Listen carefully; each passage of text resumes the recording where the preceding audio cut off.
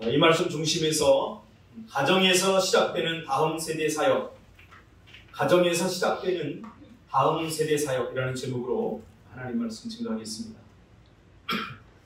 이제 오늘부터 오후 예배가 진행이 되니까 될 수 있으면 설교를 짧게 해서 12시 안으로 끝내려고 제가 준비를 했습니다. 해봐야 하는 거예요.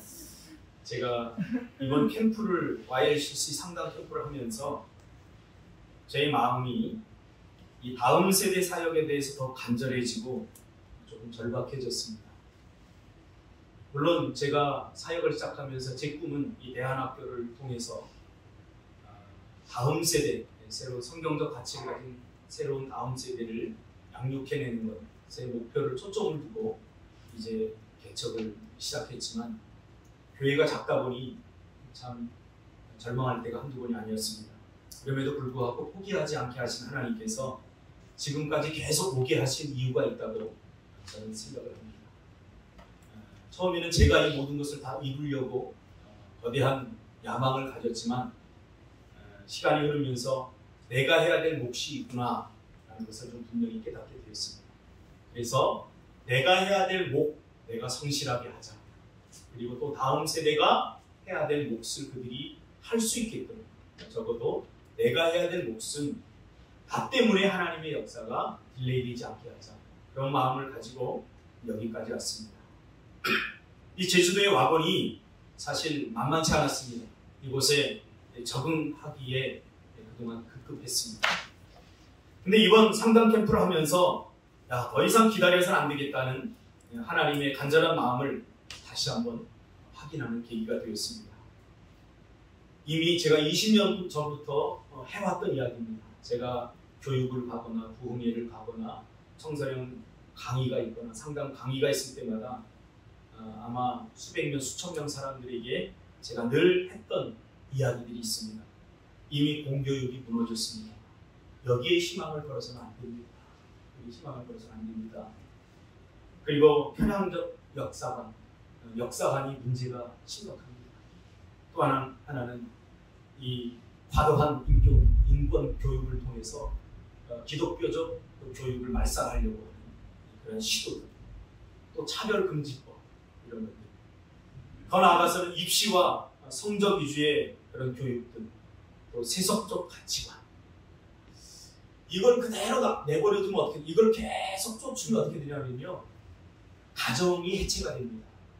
가정이 해체가 되고요, 그 다음에 부모와 자식은 더 이상 의미 없는 존재, 나를 생산해주는 기계 정도에 불과합니다. 저는 성경적 가치를 붙들고 우리 부모 세대가 효도받아야 된다고 주장하는 사람 중에 한 사람입니다. 끈끈해져야 됩니다. 친밀해져야 됩니다. 그게 성경이 이야기하는 거예요. 귀찮다, 너 빨리 가서 내 독립하라. 그게 아니라 그렇게 한다고 해서 되는 게 아니에요. 이미 20년 전부터 제가 사역을 하면서 깨달았던 바에 의하면 이게 상당히 심각한 문제가 아닐 수 없습니다. 이것을 어디에서부터 시작을 해야 되는가? 가정에서부터 시작해야 됩니다. 가정에서. 가정이 더 이상 아이들을 양육하고 돌볼 수 있는 시간과 여유를 갖지 못해서 확보하는 데 실패했어요. 사단에게 다 빼앗겨버렸어요. 그래서 아이들과 함께하는 시간, 또 가족과 함께하는 시간들이 그렇게 많지 않습니다. 그러다 보니까 이게 아주 이상한 흐름으로 빠졌는데, 놀고 즐기는 문화, 토요일날 주일날 되면 놀러 다니는 거예요. 많은 사람들이 심각한 문제를 느끼면서 이게 아니다 싶으면서도 한 개인이 감당하기에는 이미 그 수위를 훌쩍 뛰어넘어 버렸습니다. 그래서 제가 교회를 시작한 겁니다. 적어도 우리 성도들만큼은 이 문제의식을 가지고 함께 고민하면서 거룩한 다음 세대를 믿음의 세대로 키워내는 공동체, 교회보다는 이런 공동체를 통해서 확산시키는 게 중요하겠다. 그런 생각을 가지고 지금 거의 14년 동안 달려왔습니다. 한 치 앞도 볼 수 없었지만 그러나 포기하지 않고 여기까지 왔습니다. 이제는 교회와 가정이 연계되어서 이 문제를 성경적인 답을 가지고 함께 고민하며 풀어내야 됩니다.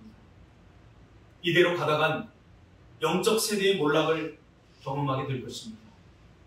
물론 하나님께서 당신의 나라를 지켜내실 것은 분명하지만 결국 이런 세속주의가 만들어내는 것이 뭐냐면 믿음의 사람들을 심각하게 피해를 보고 해를 당하게 한다는 것입니다. 우리가 우리가 싸워내지 않으면 다음 세대는 힘없이 무너지게 되어 있습니다. 예배, 말씀, 기도, 이 선교 등의 영적 가치를 잃어버리면 그야말로 지금 자연이 망가지지 않습니까? 여러분, 우리나라가 아니라고 마음 놓을 일이 아니에요. 늘 이야기하잖아요. 이웃의 문제를 우리가 같이 끌어안고 기도해야 될 이유는 그 사람의 문제가 내 문제가 될 수 있기 때문입니다. 너의 문제가 내 문제가 됩니다. 안 그럴 것 같아요? 관계적으로 다 엮여 있어요. 우리가 미얀마를 위해서 계속 기도하지 않습니까? 저는 여기에 모든 성도님들이 공감해 주는 것에 대해서 우리 성도님들은 참 훌륭하다 그런 생각을 합니다. 우리도 과거에 군부 독재를 통해서 참 힘들고 어려운 시절을 겪었습니다. 정치 비판하는 거 아닙니다. 참 힘들고 어려운 시기를 겪었어요. 그러나 중요한 것이 있습니다. 우리가 지금 이대로 그냥 다 내어주면 우리 다음 세대들은 더 살기가 척박해진다. 더 힘들다. 이번에 파키스탄에 홍수가 나서 국토의 3분의 1이 잠겼지 않습니까? 어떻게 보셨나요? 참 재미있겠다 이렇게 생각이 드시나요? 저는 가슴이 무너져 내리는 아픔이 있어요. 이게 결국은 자연재해가 어디서부터 시작이 된 것입니다. 여러분, 우리나라도 장담할 수가 없는 지경이 이렇습니다. 그러면 문제만 지적하고 이거 큰일 났다 염려만 하면 됩니까? 안 됩니다. 오늘 내가 여기서 해야 될 일이 무엇인가를 찾아야 됩니다. 이것이 중요합니다. 그래서 오늘 설교는 사실 설교이기도 하지만 제언이기도 합니다. 제언.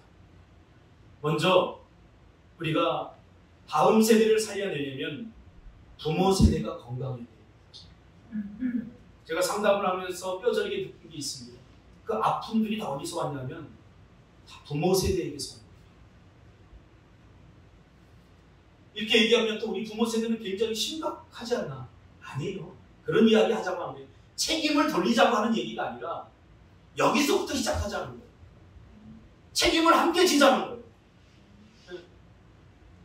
아니 자식이 잘못했는데 내가 무슨 책임이야? 나는 가르칠 거 다 가르쳤어. 굉장히 무책임한 이야기예요. 저는 목회를 이 패스토럴 케어라고 봅니다. 목회적 양육이라고 봅니다. 목사는 선지자가 아니라 목자에 가깝습니다.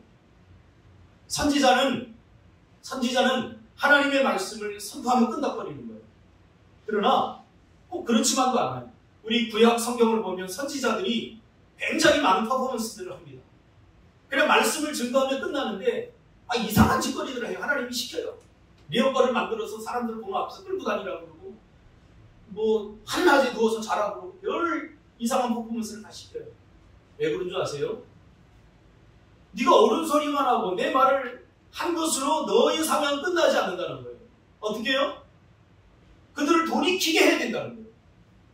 요나가 착각했던 게 그거예요. 어쩔 수 없이 가서 전파했어요. 그리고 산꼭대기 올라가서 얘네들 회개 하나 안 하나 보자. 내가 생각하기에 얘는 절대 회개 불가능이야. 망하는 걸 보자. 그리고 지켜봤던 거예요. 그때 하나님께서 얼마나 마음이 아프셨습니까? 저는 이 말씀을 전하지만 이 말씀 전하는 것으로 제 사명이 끝났다고 생각하지 않습니다. 성도들이 이 말씀대로 살게 하기 위해서 패스토럴 케어, 목회적 돌봄이 필요합니다. 제가 청소년 사역을 대형 사역에서 소규모 사역으로 바꾸었던 이유도 그거예요. 저는 설교를 통해 하나님의 말씀을 증거하면 그게 끝이라고 봤어요. 그런데 아이들이 변화되지 않아요. 그 아이들을 보면서 저번 연도에 왔는데 똑같이 오는데 그 아이가 똑같이 또 영접해요. 제가 3년 동안 그런 애 봤어요. 그래서 안 되겠다. 케어가 필요하구나. 목회적 돌봄이 필요하다. 그래서 이 소규모 사역으로 들어갔어요. 그래서 함께 같이 하면서 혼내기도 하고 같이 살아보기도 하고 그들의 아픔을 껴안아보기도 하고 성도님들이 지금 살아가는 삶의 현장이 얼마나 힘겹고 어려운지 저는 여러분만큼은 모르지만 여러분이 때로는 안쓰러울 때가 있어요. 그래서 여러분에게 가끔 제안하잖아요. 목사가 되십시오. 삶이 힘들거든 목사가 되십시오. 그렇다고 또 유치한 사람들은 정말 목사가 편한가 보다. 그리고 목사하고 싶으면 저한테 오세요. 제가 총신대 제가 사인하면 들어가게 줄 테니까 한번 해보세요. 쉽지 않다는 거예요. 내가 말 한마디로 이 모든 것이 다 끝나는 게 아니에요. 말씀, 기도, 예배, 성경 이런 영적 가치를 잃어버리면 그야말로 자연이 지금 망가지듯이 심각한 삶의 고통들이 따르게 됩니다. 우리는 다시 성경으로 돌아가야 됩니다. 이렇게 얘기하니까 또 성경 공부하자. 아니에요. 성경 공부하자는 얘기가 아니에요. 먼저 성경을 통해서 나를 들여다보자는 거예요. 제가 늘 이야기하잖아요. 내가 다른 사람에게 줄 수 있는 최고의 선물은 건강한 나예요.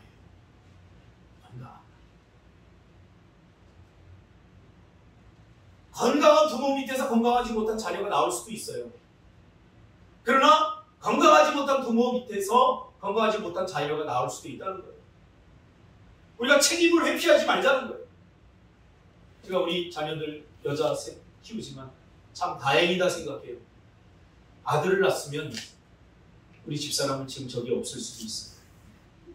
저를 닮았기 때문에 제가 얼마나 개구쟁이였는지 몰라요. 저 아이들의 문제, 저 아이들의 연약함을 보면서 저는 저의 연약함을 봅니다. 누구 닮았겠어요?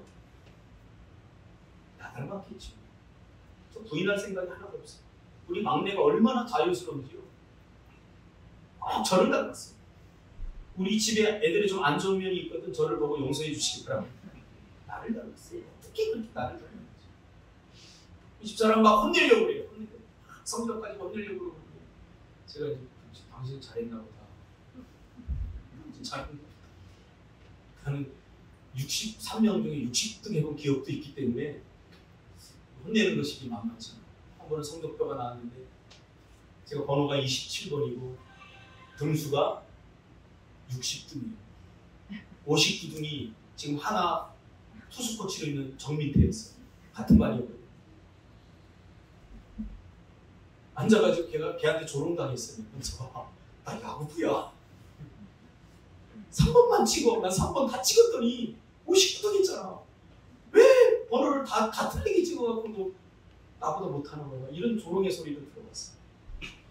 성적표가 한 번 왔는데 어머니가 한숨을 깊게 쉬더니 아이고 27등했네. 복음이었어요. 왜냐면 제 번호가 27번이니까 27번 네? 끝에 있던 60등으로 나오는데 이것만 보고 우리 어머니는 성적에 별로 관심이 없던 분이에요. 제가 지금까지 살아오면서 그렇게 해본 적이 없고 운동하면서 제가 전교 10등 안에 꼭 들었거든요. 저희 큰 누님이 공부에 너무 열정이 있어가지고 저를 붙들어 놓고 시켰어요. 그런데 27등으로 떨어져 본 적이 없는데 27등이라고. 그래서 제가 속으로 됐다.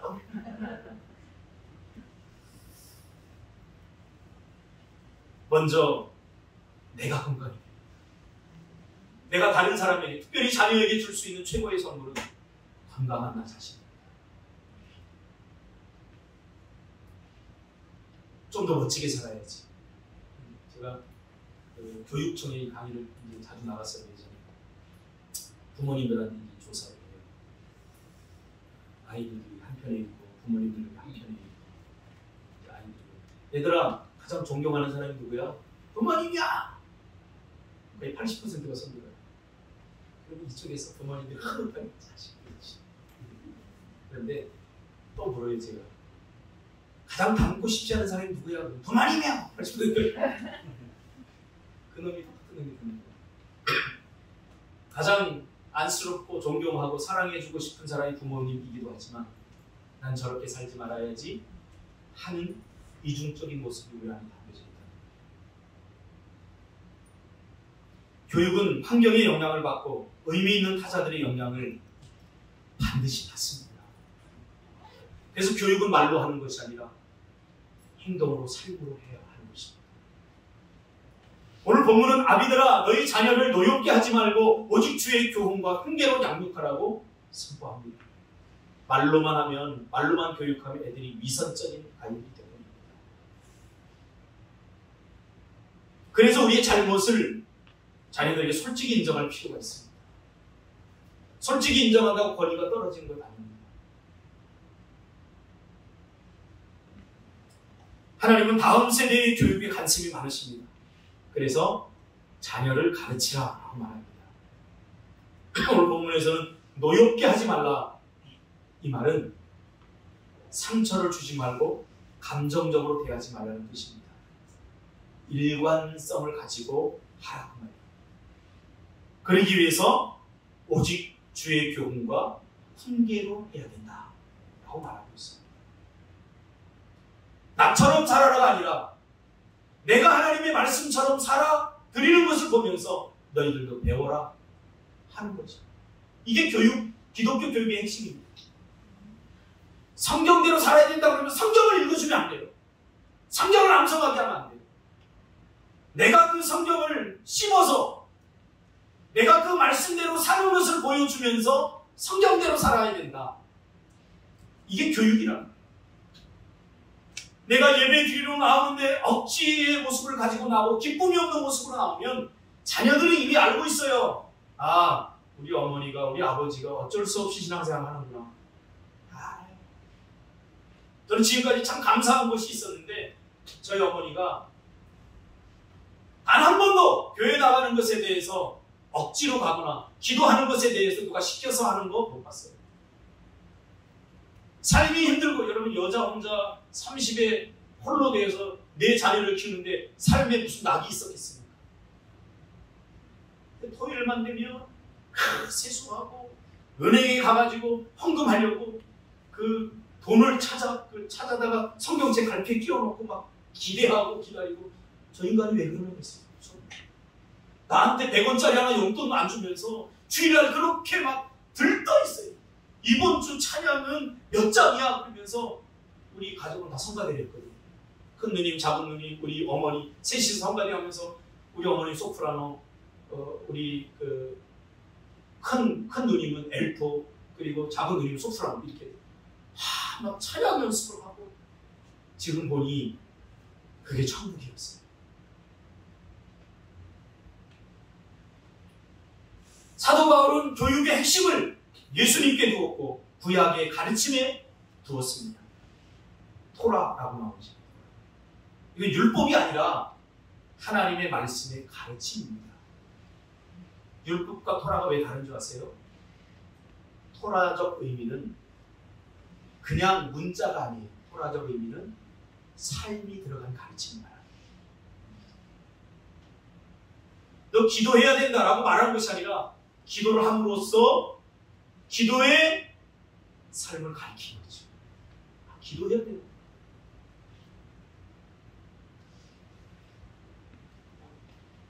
그래서 신명기 6장 4절에서 6절에 보면 이스라엘아 들으라 이렇게 나옵니다. 신명기 너무 중요하죠.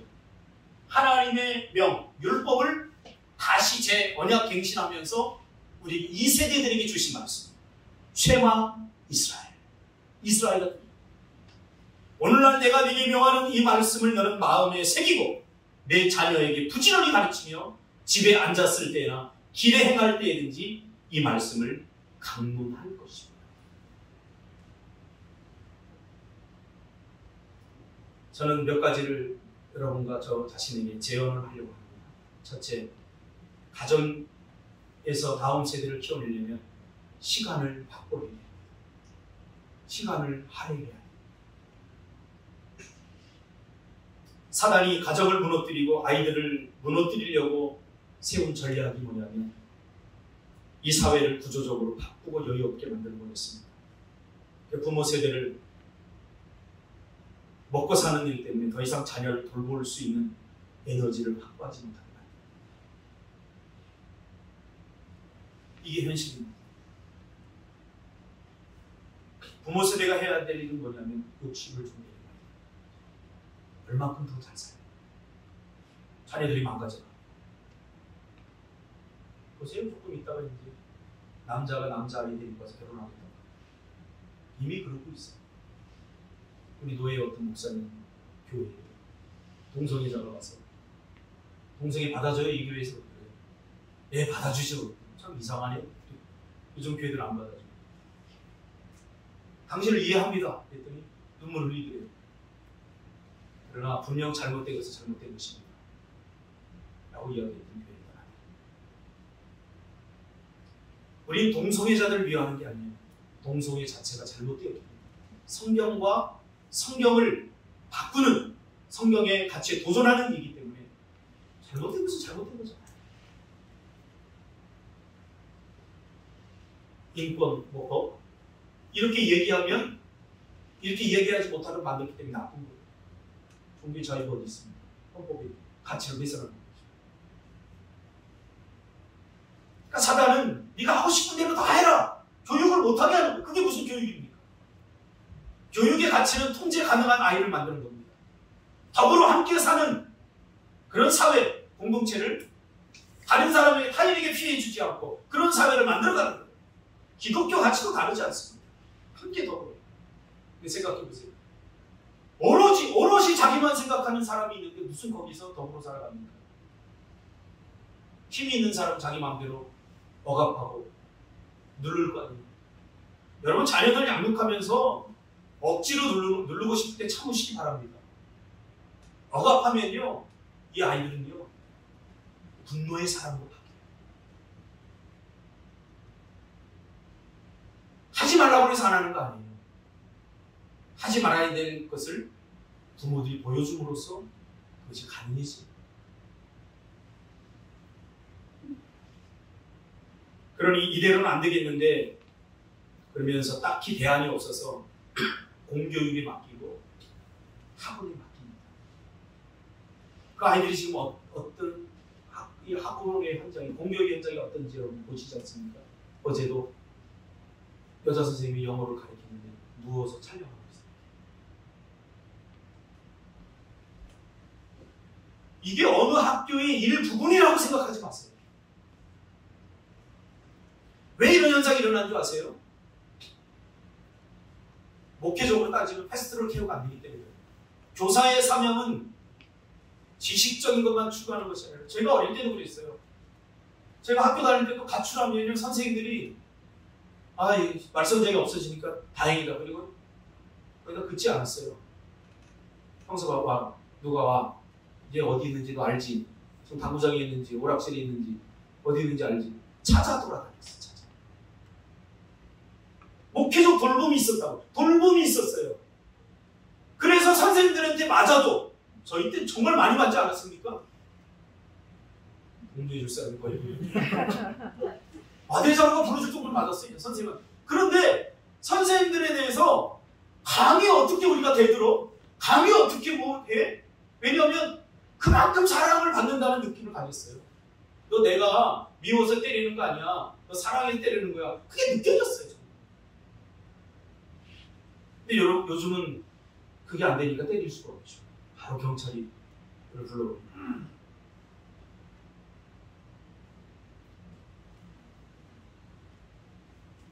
시간을 할애해야 됩니다.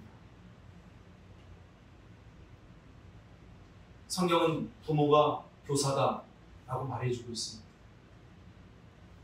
기도, 예배 중요합니다. 여기서 다 배우는 거예요. 저도 이 예배를 이제 통합예배, 전세대 통합예배를 이제 더 좀 활력 있게 드리려고 해요. 여러분 예배에서 가장 중요한 건 뭐냐면 일주일 동안 있다가 이 예배만 딱 드리는 사람과 이 예배를 준비하고 이 예배에 함께 동참하는 사람과 예배의 질이 달라요.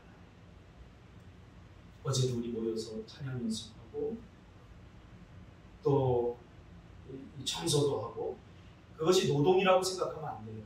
예배의 모든 과정이에요.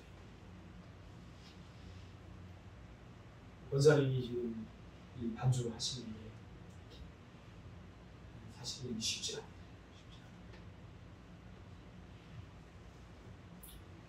왜냐하면 이 모든 것들이 가르치는 과정이기 때문에. 왜 밥하기 싫은데 다 요즘 같으면 다 사먹는 게 훨씬 편하지. 그러나 밥 짓는 것도 가르쳐야 되고, 숟가락 넣는 것도 가르쳐야 되고, 설거지하는 것도 가르쳐야 돼요. 저도 설거지해요. 우리 이담이가 요즘 설거지하더라고, 할래요. 우리 집에 어떤 한 아이는 가끔 하고 싶으면 하고, 안 하고 싶으면 안 해요.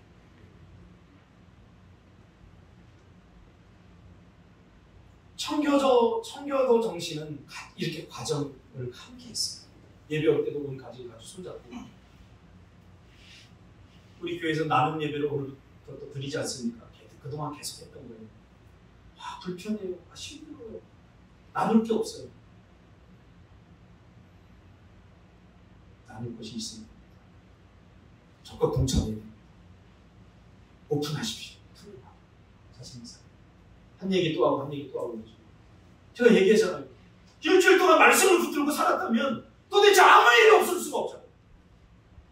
하다못해 한라산 꼭대기로 올라갔다 와도 우리가 얼마나 많은 이야기를 짓거리 됩니까? 한라산 올라가다 장례치를 보내서부터 시작해가지고 이제 더 이상 못 오를 것 같아. 별 이야기 다 하지 않습니까?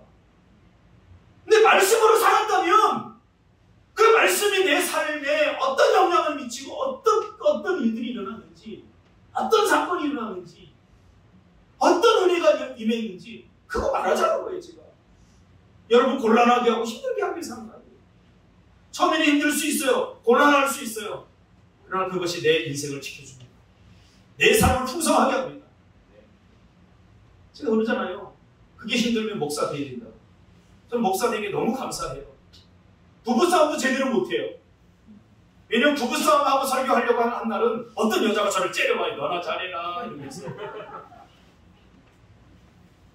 뭐 아내인지 원수인지 때를 모르겠어요. 한 날은 새벽 기도하고서 좀 다투고 나왔는데 목에 팍 숙이고 이러고 있어요. 처음에 내 성질대로 하죠. 유익이 안 되네. 싸움에 예수가 주로. 내가 담기도 하고 아내가 참기도 하고. 굉장히 불편하죠. 은혜는 불편함을 통해서 옵니다. 굳이 새벽에 나와야 되나요? 굳이 내가 일을 해야 되나요? 나 주일에 한 번만 딱 나와서 예배 드리고 나 은혜 받기를 원하는데요. 그래도 되죠. 때에 따라서. 그러나 우리가 조금 더 묵상해보자. 우리 아이들, 또 우리는 이런 또라이 공동체가 중요합니다. 세상 사람들 만나보세요. 무슨 이야기예요? 다 돈 자랑하고 자기 자식 자랑하잖아요. 오죽 자랑할 것이 없습니다. 근데 또 참 이상한 건 뭐냐면 예수 믿는 사람들이 그걸 부러워한다는 거예요. 저는 제 친구들이 전화 와가지고 저한테 다 부럽다. 부럽다. 그렇게 목회하는 거 부럽다. 세상 친구들도 그래요. 부럽다. 한 2달 전에는 삼성 다니다가 40대 42살인가 명퇴당했습니다. 그리고 식당을 하는데 그 친구가 그러더라고요. 그래서 뭐 부럽다. 부럽다. 잘 나갔죠. 확신을 가져야 돼요. 복음의 확신을 가져야 돼요. 하나님이 내 가정과 나를 말씀대로 살며 지켜주시고 인도해 주신다는 확신이 있습니다. 그래야 세상의 가치에 기울거리지 않습니다. 두 번째로 가르침은 먼저 내가 사는 것이라고 그러죠. 말로 가르치는 것이 아닙니다. 성경은 먼저 해서는 안 될 일을 이야기해 주고 있어요. 성경입니다. 그 다음에 해야 할 일을 가르치고 있죠. 내년부터 저희 교회 부모 교육이라는 시스템이 새로 들어갑니다. 제가 모델링 삼고 있는 그 대한학교 교정 선생님과 문자를 제가 주고받으면서 제가 한 11월 달에 그 학교를 방문하려고 합니다. 너무 그 가치가 좋아서 계속해서 제가 이렇게 문자도 보내고 또 도움도 받고 했는데 그분이 저한테 MOU를 냈잖아요. 그래서 목사님 학교 하는데 무조건 해라. 함께 하겠다. 도와주겠다. 이런 자료들을 함께 공유하겠다. 그래서 제가 11월까지 가려고 합니다. 아마 가고 싶은 분들은 함께 가서 좋습니다. 제가 이게 안 되니까 인천에 있을 때는 아이들 리더스쿨을 모아서 성경적 가치를 이야기하고 함께 더불어 살아가는 것들을 가르치고 이렇게 하면서 그 아이들을 성장시켜서 1년 동안 가르쳐서 꿈의 학교, 여러분 알죠? 충청도에 있는 황성주 박사가 하는 꿈의 학교, 거기에 보냈어요. 근데 거기에 보내려고 해서 미안한 게 뭐냐면 돈이 너무 많이 들어요. 나중에 이 귀족 학교 아니고 들어갈 때 보조금 2천만 원 내고. 그러니까 여러분 그러지 말라니까요. 2천만 원이 조금 더 아깝지 않게 다 혜택을 받아요. 우리 사고를 좀 바꿨으면 좋겠어요. 2천만 원. 그거 못 씁니까? 돈이 뭐 그렇게 중요합니까? 저는 없어서 못 쓰지. 제발 우리 젊은 집사들에게 그래요. 11조 10만 원, 20만 원 하는 거 아까워하지 말고 100만 원에도 아깝지 않고 벌면 되잖아. 내가 뭐하러 가서 얘기했어. 우리는 인천에 있을 때 전부 다 n분의 1 했거든요. 교회 재정이 부족하고 어른이 없으니까 이번에 전기세 못 나면 n분의 1로 내자. 저도 냈어요. 그래서 5만 원씩 내자. 5만 원씩 다 내고 전기세 해결하고 있어요. 지금도 그래요. 지금. 엊그제도 n분의 1 하고 우리 부흥이 한 거 있잖아요. 부흥이 한 거. n분의 1로 해서 강사비 드렸어요. 당연한 줄 알아요. 그렇게 해야 되는 줄 알아요. 그 얘기했습니다. 11조 하고 가까워서 10의 1을 100만 원 드리면 얼마 번다는 거야, 준석은? 900만 원 내거든. 근데 삼류들은 이런 생각을 못해요. 드리는 거 아까워하지. 1000만 원 드리고도 아까워지 않는 인생도 되시기 바랍니다. 1억을 드리고도 아까워지 않는 인생도 되시기 바랍니다. 그런 날이 올 거예요.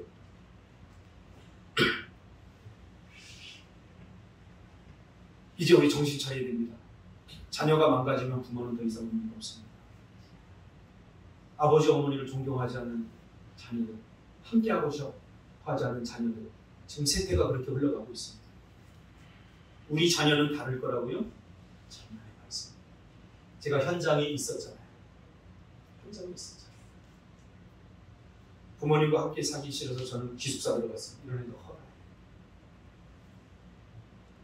가정이 무너지고 가정이 깨어지고 있잖아요. 지금.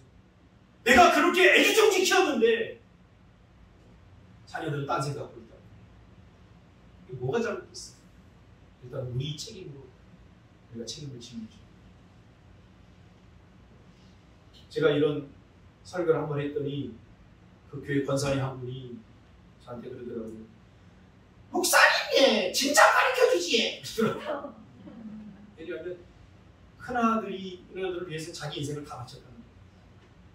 둘째, 셋째, 넷째, 다섯, 여섯째를 큰아들을 희생해서 좋은 대학 들어보내면 다 해결될 거라고, 자녀들 돌볼 거라고 생각했는데 70 몇 세까지 아직도 큰아들 용돈을 대주고 있어요. 제가 그랬어요. 그만하세요. 제발. 마음속에 서운함이 가득 차 있어, 큰아들. 그렇게 하면서 끊지 못해. 막 분노가 막 일어나요. 제가 그랬어요. 놀리면서. 그러니까 권사님 감당할 수 있을 만큼은 살아가지고 있어요. 진작 얘기해 주지 그랬어요. 인생은 지나고 나면 끝입니다. 다시 돌아오잖아요. 지금부터 아이가 어리다는 것은 가능성이 있다. 그래서 또 다른 제안을 드립니다. 자식 자랑하지 마십시오. 자식 자랑. 아무도 모릅니다. 내 자녀가 잘 크는 것 같지. 잘 크기를 바라야죠. 그리고 기도해야죠. 당연한 거예요. 그러나 다른 아이들이 겪는 과정 우리 아이도 똑같이 겪는다고 생각합니다. 다만 얘네들이 너무나 머리가 좋아서 부모를 속일 뿐이에요.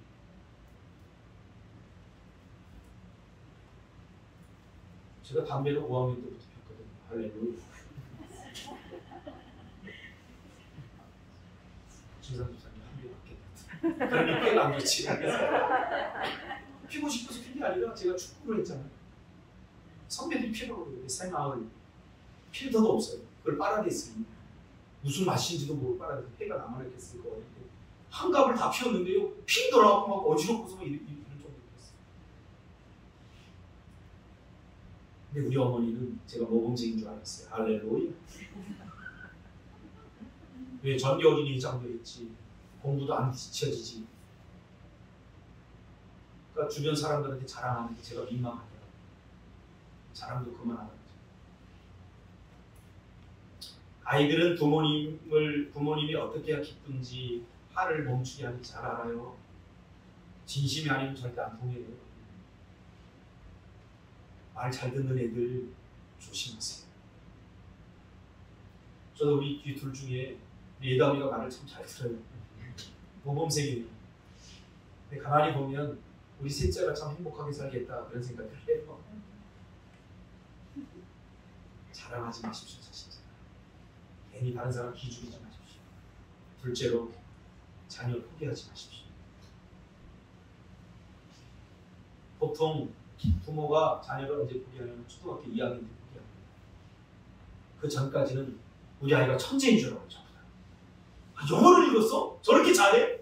그럼 천재인 줄 알아. 다 잘하는 줄 알아. 그러다가 초등학교 한 2학년 때 보면 학습적으로도 이제 조금 걸림돌이 오고 그러니까 얘는 공부는 틀렸어.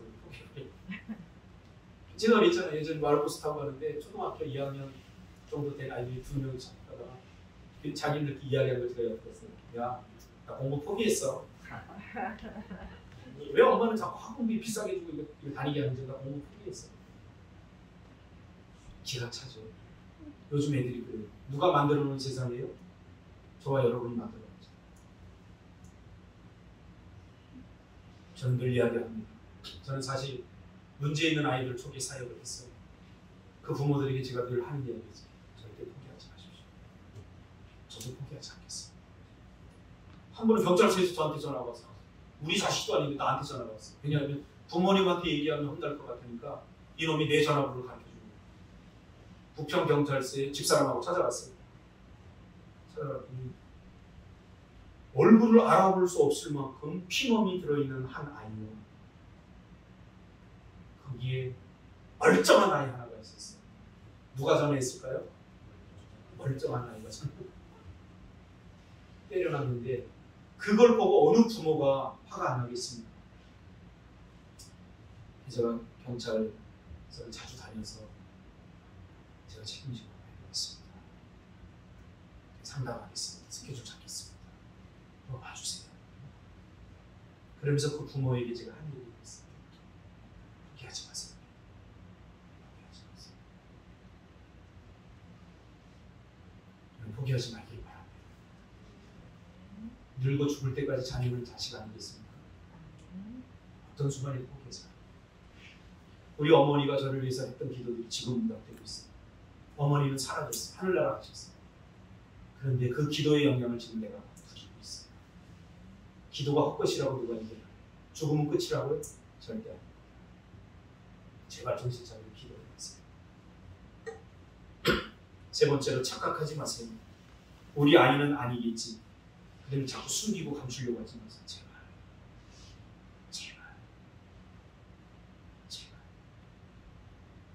드러내세요. 착각하지 마세요.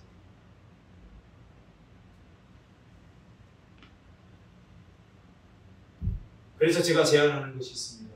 뭐냐면 우리 교회에서 할 수 있는 첫 번째 가정을 회복하기 위해서 해야 될 것은 이제 가정 예배를 드립시다. 가정 예배 드린다고 뭐 달라지나요? 달라집니다. 가정 예배를 드립시다. 그래서 우리 교회에서 지금 주보에 금요일마다 금요 심야 기도를 안 하고 저희는 가정 예배를 나갔어요. 제대로 안 드린 것 같아요. 제 잘못입니다. 저부터 드리겠습니다. 목요일이든 금요일이든 일주일에 한 번 온 가족이 모여서 가정 예배를 드리시기 바랍니다. 그리고 우리 제 카톡으로 가정 예배 드리는 모습도 찍어서 보내시기 바랍니다. 아니 그냥 드릴게요. 뭐 어린애도 아닌데 자꾸 관여하세요. 어린애들은 시키면 하는데 어른들은 안 해요. 자존심만 상해야지. 그래서 제가 합니다.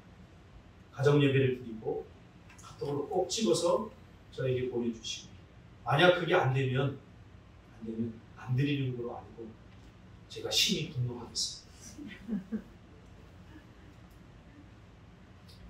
또 하나 제가 계속해서 해온 건 뭐냐면 시간 관리를 가르치자. 다 알아요. 30년 전부터 플래너를 제가 작성하고, 원래 제 체질은 플래너와 맞지 않는 체질인데 지금까지 플래너를 제가 작성하고 있어요. 하고 있어요. 시간이 흘러가는 것을 아이들한테 가르쳐야 됩니다. 시간이 얼마나 빠르다는 것을.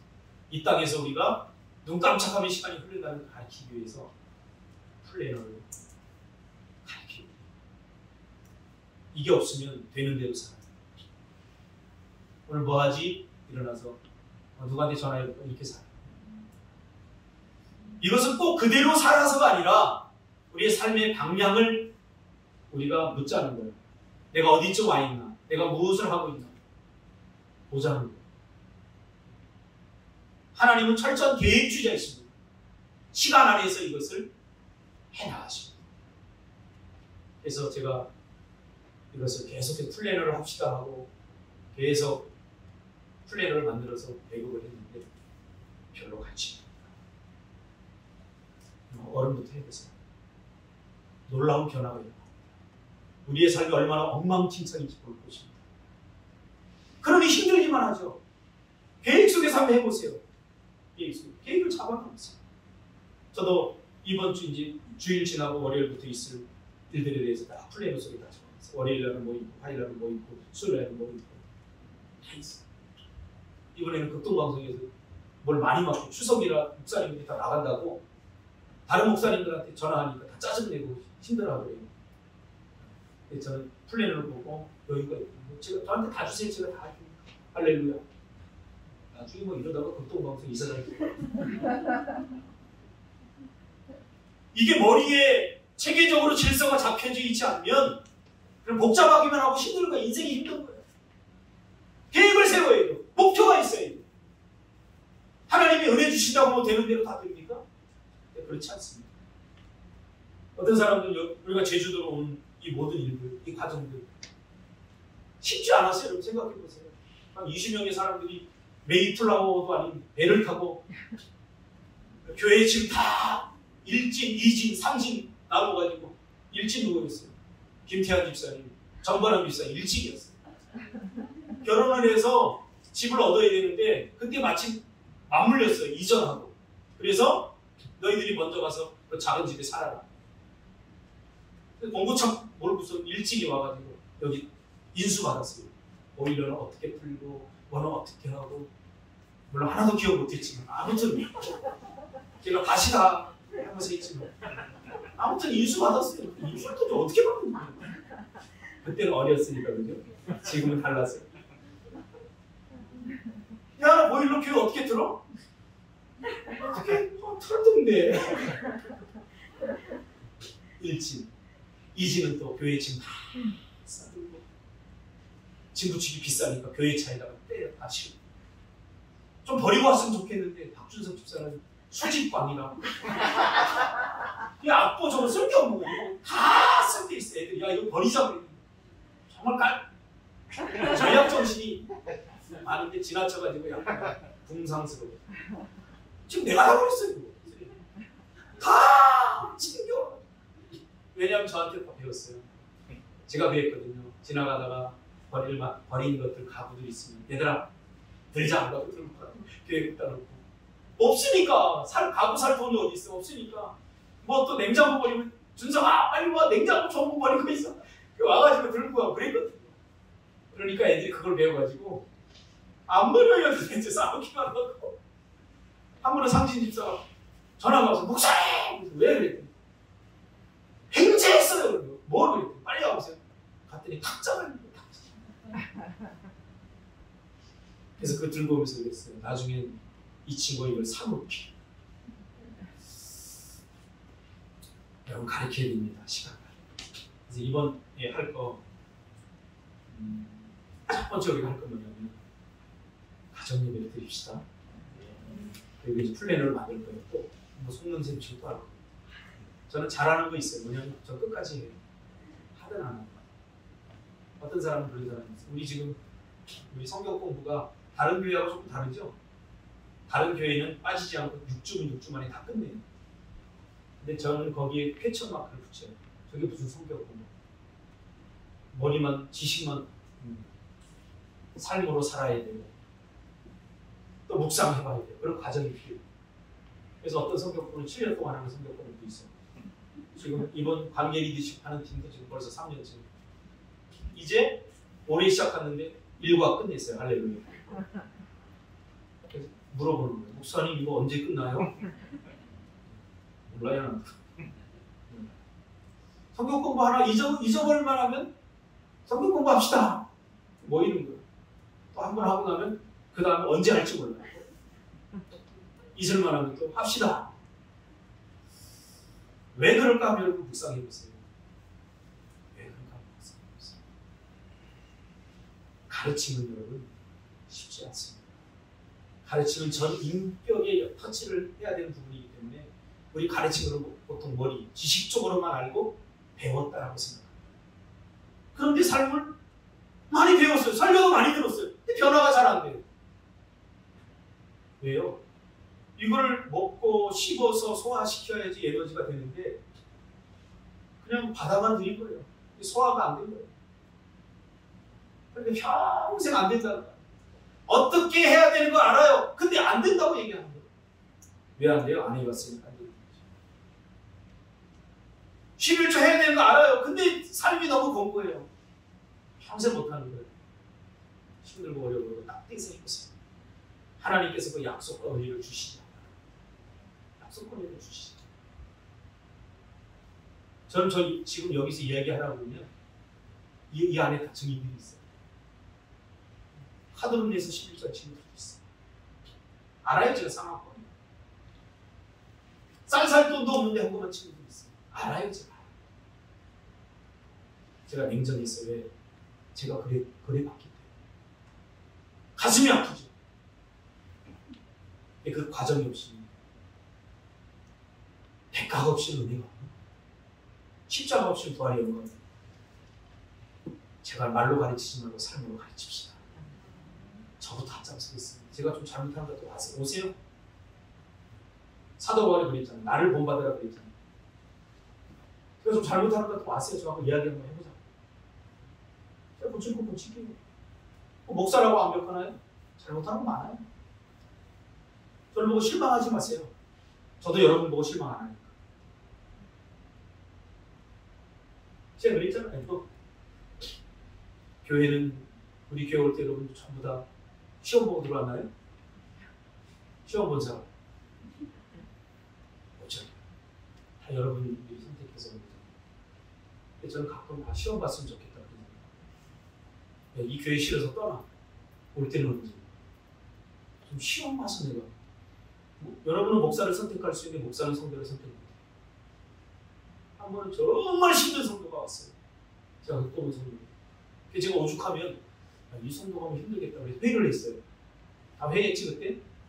다 회의해서 이분이 이런 분인데 어떻게 교회를 지금 우리 교회를 옮기면 14번째 옮기는 건데 어떻게 받아들일까 그랬더니 목사님 너 운영위원회 그때 한 10명 정도 전부 다 노했어요. 심지어 저희 집사람. 근데 기도하는데 하나님께 그런 마음 주세요. 그러면 안 돼. 그러면 안 돼. 목사로. 목회하지 말고 그럼 상담소에. 그래서 화가 드렸어요. 오세요. 아니나 다를까. 사람 잘 안 변.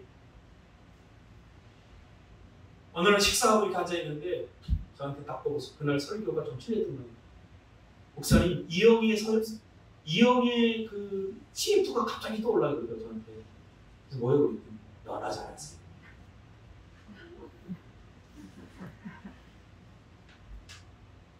각오했어요.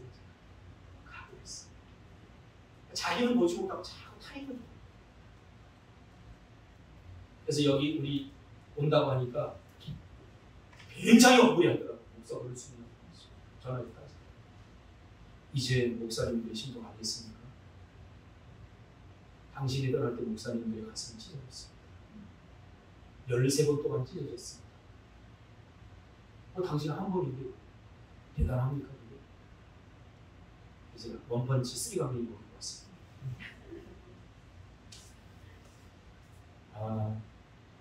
삶으로 가르칩시다. 저부터 열심히 하고 우리 가르쳐. 우리 다음 세대들이 중요하지 않습니까? 다음 세대들이 살아야 될 모판을 만들어줘야 됩니다. 더 이상 우리가 많이 누리려고 하지 마시고. 저는 참 이게 좋아요. 다음 세대들, 우리의 희생과 헌신을 통해 다음 세대들이 잘 되는 걸 보면 막 가슴이 뛰어요. 저는 이게 행복이에요. 여러분들도 그랬으면 좋겠어요.